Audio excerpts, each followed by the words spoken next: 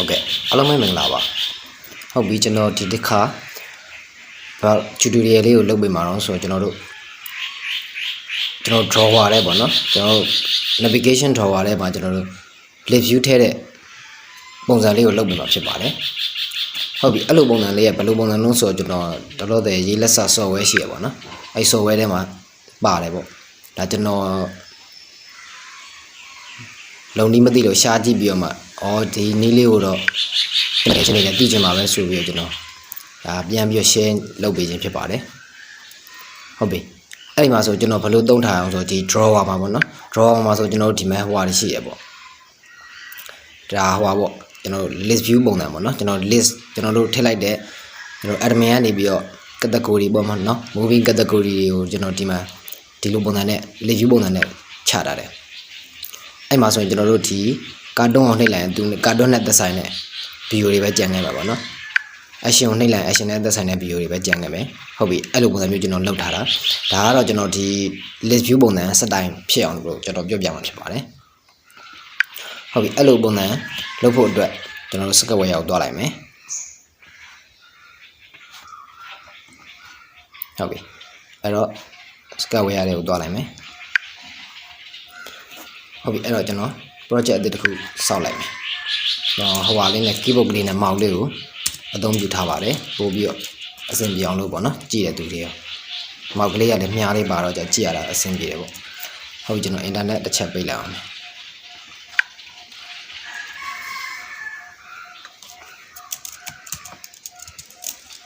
Hobby at all.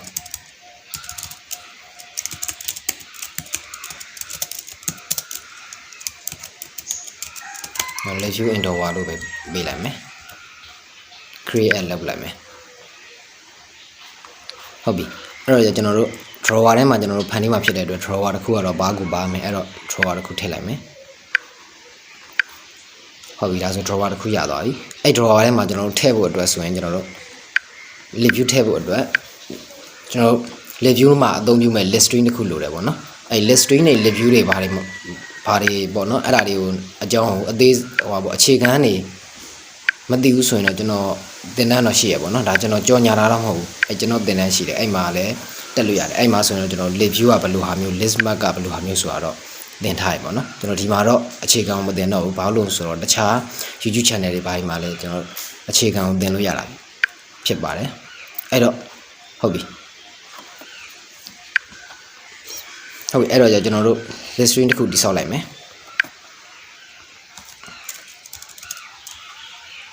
And last low be like me. How be a list in my general take and data tame no? I don't know got loze sorry canale.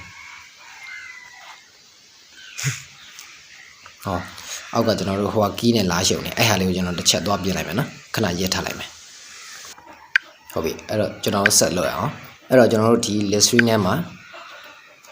tame no, you know, take and data tame. General offline in a bia domino. Hobby, Konagano, because one navigation is shown, no? Hobby error. Your DMR did a good time, no? You know, Daro offline in a bialame. Error, that the body out with the end, Tolu Yaramo, Quaco Senamilo in Yare.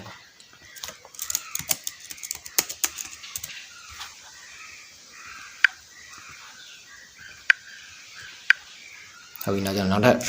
the cool tail out me.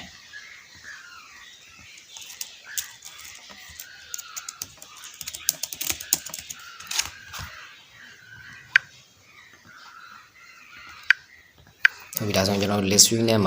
you know taking a data tabby bona. 8 dot and that's when you know the list ring you know ListView net jabo load them no. Hobby, general the list ring my see data, general ListView net biachina, no bomb and I biame so you know the detail no that bomb and I so you know detail you know ListView the cool tabby dot sweat tabby no ListView the cool tabby or the bomb and I detail my see below in it yala you may no Timaro general the main sacram of biachina movie general what custom draw a ma biachina I don't draw a ma biabo dress when you know Java go you don't no I don't Java go ကကျွန်တော်အလွယ်တကူဘယ်မှာသွားယူလို့ရအောင်ဆိုကျွန်တော် Sketchware software ရှိရပေါ့နော်ကျွန်တော်တို့ရေးထားတဲ့ Sketchware software ရှိရအဲ့မှာသွားပြီးယူလို့ရတယ်အဲ့တော့ကျွန်တော် Sketchware software ကိုသွားလိုက်မယ်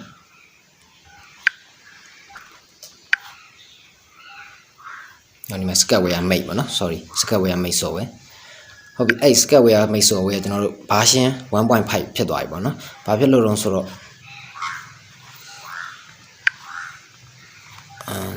ကြော်ညာတော့တက်မယ်ဗျာနော်အဲ့တော့ကျွန်တော် version 1.5 ဖြစ်သွားပြီဗျာအဲ့အရင်က version 1.4 တွေပါတယ်တော့ကျွန်တော်ကြော်ညာဟွာတွေပေါ့နော်ကြော်ညာ error ရှိတယ်ပေါ့အခုဒီ software မှာတော့ error မရှိတော့ဘူးဟုတ်ပြီဒီအပြာရောင်ကြီးက error တက်တာနေမှာခဏဟုတ်ပြီကျွန်တော် sorry move block တွေမှာမဟုတ်เนาะကျွန်တော်တို့ကဒီကုတ်ထဲမှာရေးရယူအောင်မှာဖြစ်တယ်ပေါ့ကုတ်ကိုသွားလိုက်မယ်တကယ်လို့ဒီ software ဘာညာအဆင်မပြေဘူးဆိုရင်ကျွန်တော်ကိုဆက်သွယ်လို့ရပါတယ်ကျွန်တော်ကြံပေးလို့ရပါတယ်ဟုတ်ပြီအဲ့မှာကျွန်တော်ဘယ်မှာရှိအောင်ဆိုတော့ကျွန်တော်ဒီမှာလိုက်ရှာလို့လည်းရတယ်တကယ်လို့မရှာချင်ဘူးဆိုလည်းဒီမှာ search bar မှာကျွန်တော်တို့ ListView ပေါ့နော်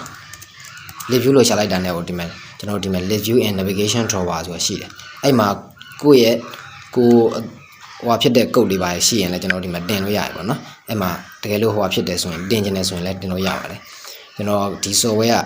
အကုန်အများဆုံးဝိုင်းပြီးတော့သုံးဖို့အတွက်ကျွန်တော်တို့ဟိုပါပေါ့ Sketchware သုံးတဲ့သူတွေပါတယ်အတွက်เนาะအဆင်ပြေအောင်လုပ်ထားတဲ့ software ဖြစ်တဲ့အတွက်ဝိုင်းပြီးတော့သုံးကြဖို့လည်းကျွန်တော်ဖိတ်ခေါ်တယ်ပေါ့နော်ဟုတ်ပြီအဲ့တော့ကျွန်တော်တို့ဒီမှာကုန်းနှစ်ခုရှိရဗျာဒီမှာ1နဲ့2အဲ့တော့ဒီကျွန်တော်1ကိုအရင် copy ကူးလိုက်မယ် copy ကူးလိုက်ရင်ဘာမှလုပ်စရာမလိုနှိပ်လိုက်တာနဲ့ copy ကူးပြီးသားဖြစ်သွားလိမ့်မယ်ဟုတ်ပြီအဲ့တော့ကျွန်တော်ဒီမှာသွားမယ်အဲ့တော့ကျွန်တော်တို့က ListView တစ်ခုကိုတိဆောက်မှာဗျာအဲ့တော့ကျွန်တော်ဟုတ်ဗျာဘယ်ရောက်သွားပြီလဲနော်အဲ့တော့ကျွန်တော် drawer ပြန်ထည့်လိုက်အောင်မယ်ဟုတ်ပြီအဲ့တော့ drawer view ထဲမှာကျွန်တော်ဒီ drawer main ထဲမှာကျွန်တော်ဘာထည့်ရမှာလဲဆိုတော့ကျွန်တော် ListView ကိုဆွဲပြီးထည့်တယ်မလို့နော် ListView ထည့်တယ်မလို့ကျွန်တော်ဒီ linear တစ်ခုကိုပဲထည့်လိုက်အောင်မယ် linear 8ဖြစ်ဖြစ် linear 2ဖြစ်ဖြစ်ထည့်လိုက်အောင်မယ်ဘာလို့ထည့်ရအောင်ဆိုတော့ तू ကဒီ ListView linear 1ထဲမှာကျွန်တော်တို့ Java ကုတ်ထဲက ListView ကိုထည့်လိုက်တာပေါ့နော်ဟုတ်ပြီအဲ့တော့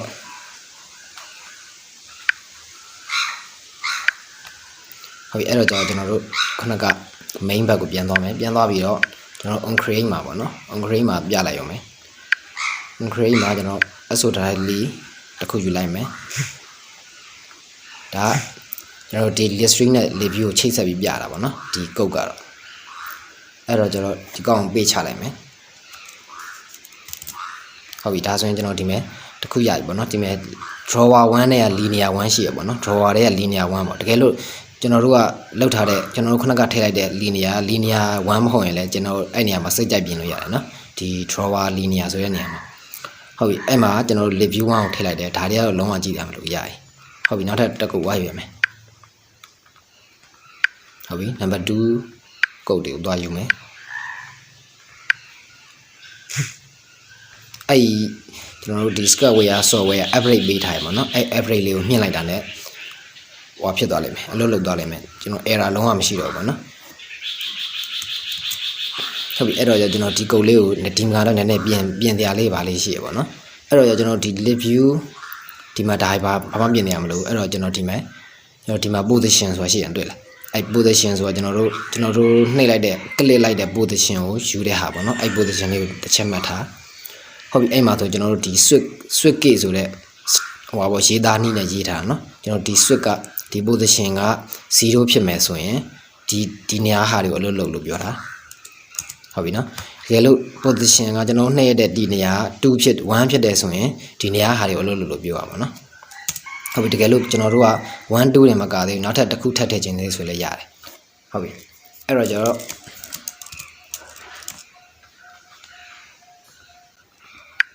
ဟုတ်ပြီအဲ့တော့ကျွန်တော်တို့ကကိုရေးမဲ့ကုတ်တွေကိုဒီမှာထည့်ရေးမယ်ပေါ့နော်လောလောဆယ်ကျွန်တော်တစ်ခုမေ့လာလို့ပါအဲ့မှာကျွန်တော်တို့ဒီတစ်ခုဒီမှာဗျာကိုရေးခြင်းတဲ့ဟာတွေကိုရေးလိုက်မယ်ဗျာဒီနေရာမှာဒါကိုထည့်ခြင်းတဲ့ကုတ်တွေပေါ့နော်တခြားကိုလှုပ်ထည့်ခြင်းတဲ့ကုတ်တွေရေးလိုက်ပဲရေးပြီးတော့ကျွန်တော်တို့ break ဆိုတဲ့ဟာလိုတယ်ဗျာနော်အဲ့ဘေးကရေး break ဆိုတဲ့ statement တစ်ခုလိုသေးတယ် sorry အဲ့ဟာတစ်ခုလိုတယ်ပေါ့နော်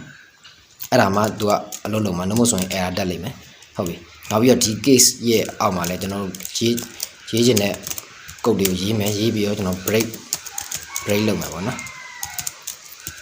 ဟုတ်ပြီအဲ့လိုပုံစံမျိုးနဲ့သွားမှာပဲဟုတ်ပြီအဲ့တော့ကြတော့ကျွန်တော်တို့ရေးချင်တဲ့ကုတ်ကဘာလို့ဆို0ဖြစ်ရင်ကျွန်တော်တို့ action နဲ့ sign နိုင်ကိုအဲ့လိုလုပ်မယ်ဗျာကျွန်တော်တို့ကခုနကဒီမဲ့ action ရေးခဲ့တာဖြစ်တဲ့အတွက်အဲ့တော့ကျွန်တော်ကဘာမှ true တော့မလုပ်တော့ဗျာအဲ့တော့ဒီ toast လေးတစ်ခုပြခိုင်းနိုင်မယ်ပေါ့နော်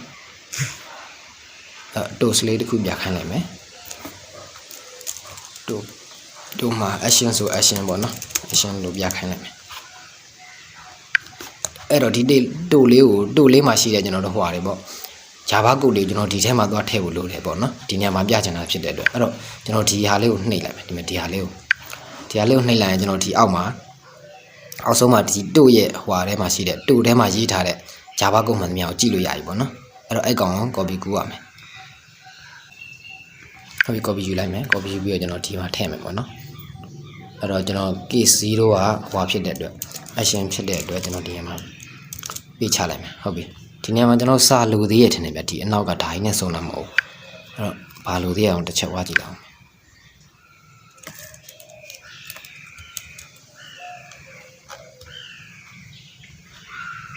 အောင်ဒီမဲ့ကျွန်တော်ဒီမဲ့ action ဆိုတဲ့ဟာလေးဒါလေးလိုလေးနည်း keyboard နဲ့ဆိုတော့တိတ်အဆင်မပြေဖုန်းနဲ့ဆိုတော့လွယ်ပါတယ်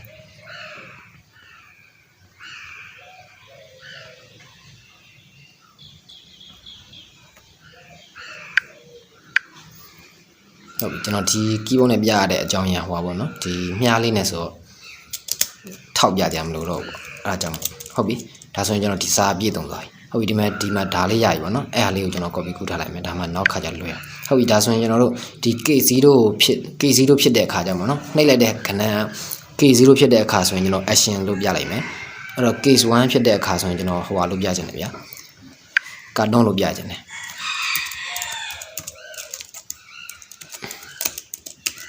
ဟုတ်ပြီအဲ့ဆိုရင်ကျွန်တော်ဒီကောင်လေးကို run ကြည့်လိုက်မယ်နောက်ထပ်တစ်ကြောင်းထည့်ရအောင်ပါနော်ကိုယ့်အကူနောက်ထပ်တစ်ကြောင်းထည့်ရအောင်ပါဒီဟာလေးကို copy ကူးပြီးနောက်ထပ်တစ်ကြောင်းထည့်ရအောင်ကျွန်တော်တော့ရေးမပြတော့ဗျာဟုတ်ပြီဒါဆိုရင်ကျွန်တော် CD ကိုနှိပ်ရင်လုံးဝအလုပ်လုပ်မှာပေါ့ဟုတ်ပြီအဲ့ဒါကျွန်တော် run ကြည့်မယ်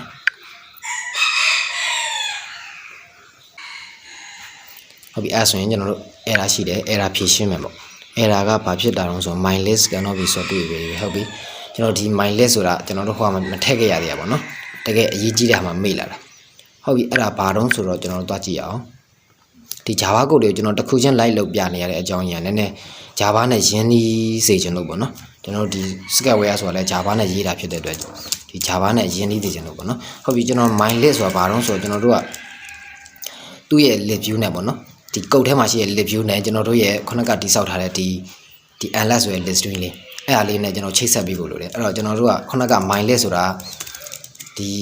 အစမူရင်းဟာပေါ့နော်တကယ်တမ်း my list မဟုတ်ဘူးကျွန်တော်တို့ကချိတ်ဆက်မှာက list unless ဆိုရယ် list string နဲ့ချိတ်ဆက်မှာအဲ့တော့ကျွန်တော် unless လေးကိုပြောင်းပြီးတော့ပြန် run ကြည့်မယ်ဟုတ်ပြီဒါဆိုရင်တော့ error မတက်တော့ဘူးပေါ့နော်ဟုတ်ပြီခဏလေးစောင့်လိုက်မယ်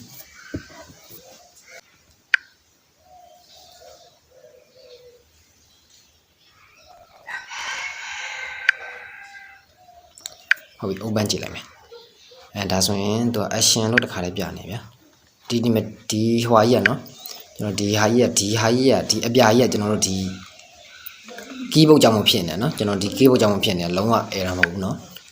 ဟုတ်ပြီကျွန်တော် cartoon နှိပ်ကြည့်မယ်အဲဒါဆိုရင် cartoon လို့ပေါ်တယ် action ကိုနှိပ်ကြည့်မယ်ဟုတ်ပြီ action လို့ပေါ်တယ်ဟုတ်ပြီဒါဆိုရင်ဟွာပေါ့နော်ဒါလုံးဝအဆင်ပြေရပေါ့ဟုတ်ပြီကျွန်တော်တို့ကခုနကလို့တသက်မှတ်တဲ့ဖြစ်မဲ့ဟာတွေမဟုတ်တော့ဘူးဗျာကျွန်တော်လိုပဲခုနက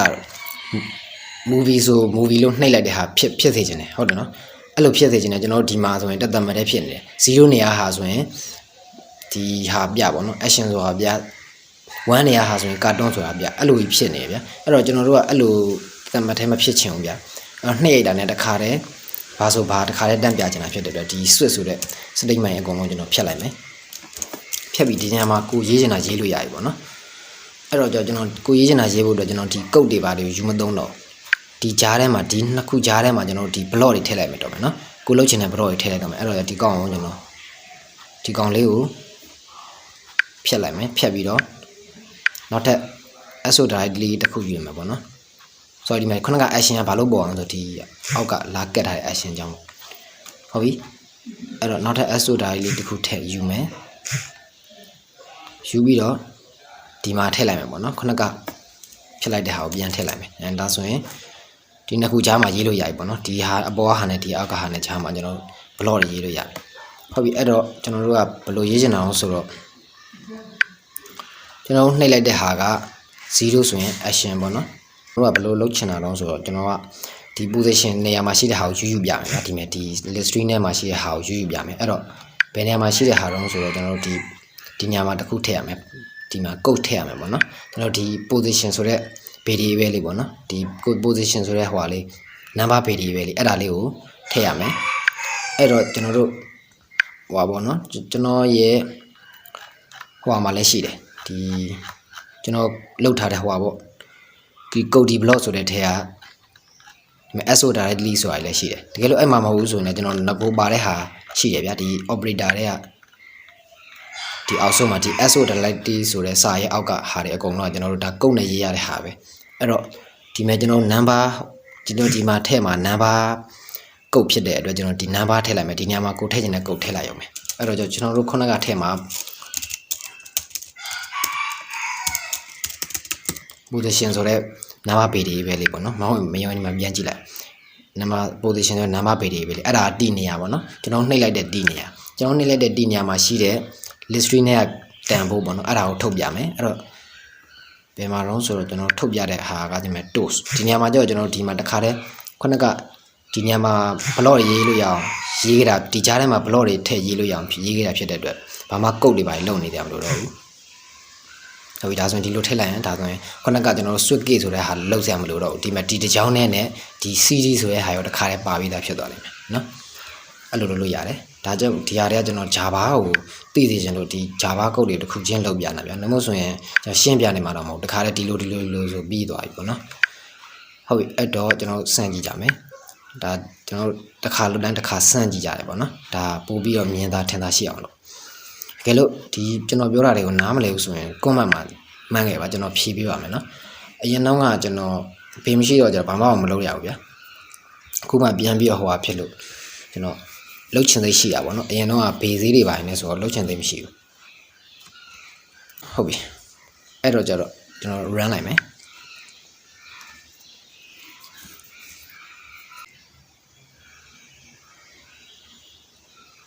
ဟုတ်ပြီ open ကြည့်မယ်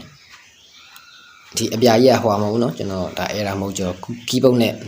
mouse နဲ့တွဲထားတဲ့ဟာမလို့အဲ့လိုဖြစ်နေဟုတ်ပြီအဲ့တော့ဒီမှာ cartoon နှိပ်ကြည့်မယ်ဒါဆိုရင် cartoon ပေါ်တယ် cd နှိပ်ကြည့်မယ် cd ပေါ်တယ် action နှိပ်ကြည့်မယ် action ပေါ်တယ်ဟုတ်ပြီဒါဆိုရင်ကျွန်တော်တို့ဒီ navigation drawer ထဲမှာ ListView ထည့်တာရသွားပြီပေါ့နော်ဟုတ်ကျွန်တော်ဒီ ListView ကို ListView ထဲမှာကျွန်တော်တို့ဟိုဟာတွေပေါ့နော်ပြောင်းကျင်ဒီ color တွေပါချင်းကျင်တာတို့ဘာလို့ရှိလိမ့်မယ်အဲ့ဒါမျိုးဆိုလည်းရတယ်ပေါ့နော်ဒါတွေကတော့ကျွန်တော်နောက်ဗီဒီယိုကြမှာပဲတင်ပေးတော့မယ်အဲ့ဒါမျိုး chain လို့တော်တော်ဒီ Sketchware မှာဆိုရင် chain နဲ့ function လုံးဝမပါဘူးပေါ့နော်ဒီကျွန်တော်တို့လုပ်တဲ့ဒီ ListView မှာဆိုရင်လည်းဒီအဲ့ navigation drawer မှာရှိတဲ့ ListView မှာမဟုတ်ပါဘူးကျွန်တော်ဒီမှာ main screen မှာထည့်ထားတယ်သူကသူငကိုနဲ့ပေးထားတဲ့ ListView မှာဆိုရင်တော့မှ color မပါဘူးပေါ့နော်ဒီမှာကျွန်တော် code တွေပြမယ်